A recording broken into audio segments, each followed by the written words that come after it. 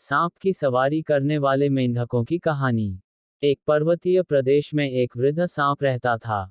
उसका नाम मंदविश था। वृद्धावस्था के कारण उसके लिए अपने आहार की व्यवस्था करना कठिन होता जा रहा था। अतः वह बिना परिश्रम के किसी तरह भोजन जुटाने का उपाय सोचा करता था। एक दिन उसे एक उपाय सूझ गया। बिना समय गंवाए वह मेंढकों से भरे एक तालाब के किनारे पहुंचा और कुंडली मारकर यूं बैठ गया, मानो ध्यान में लीन हो। जब एक मेंढक के उसे इस तरह देखा, तो उसे बहुत आश्चर्य हुआ। उसने उससे पूछा, क्या बात है सांप मामा? आज इस घड़ी आप यहाँ कुंडली मारकर बैठे हो। भोजन की व्यवस्था नहीं करनी है क्या? आज क्या आपका उपवास है? मंदविश ने मधुर वाणी में उत्तर दिया, अरे बेटा, आज प्रातः जो घटना मेरे साथ घटित हुई, उसने मेरी भूख हर ली है।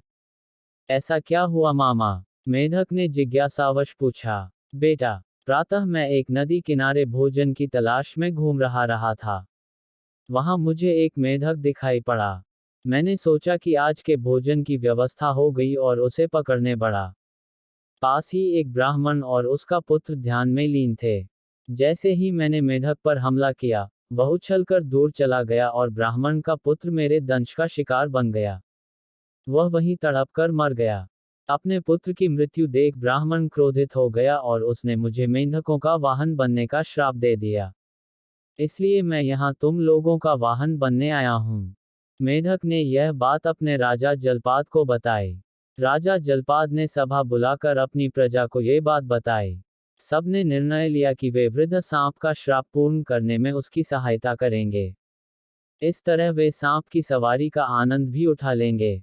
सब मिलकर मंदविश के पास गए। फन फैलाए मंदविश को देख सारे मेंढक डर गए। किंतु जलपाद नहीं डरा और जाकर उसके फन पर चढ़ गया। मंदविश ने कुछ नहीं कहा। इससे अन्य मेंढकों का भी साहस बढ़ गया और वे भी मंदविश के ऊपर चढ़ने लगे। जब सारे मेंढक मंदविश के ऊपर चढ़ गए, तो वह उन्हें भांति भांति के करतब दिखाने लगा। उसने उन्हें दिन भर इधर उधर की खूब सैर करवाई, जिसमें सभी मेंढकों को बड़ा आनंद आया।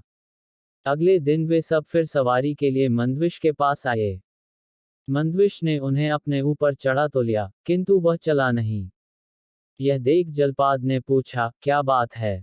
आज आप हमें करतब नहीं दिखा रहे, नहीं हमें घुमा रहे हैं।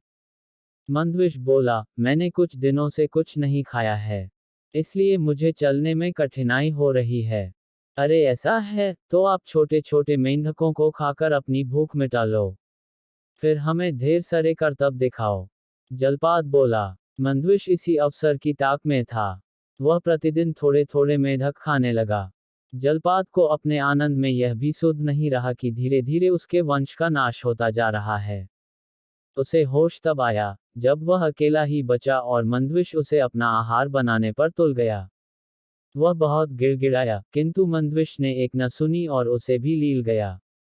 इस तरह पूरे मेंढक वंश का नाश हो गया। सीख: अपने क्षणिक सुख के लिए अपने हितैषियों या वंश की हानि नहीं करनी चाहिए। अपने वंश की रक्षा में ही हमारी रक्षा है।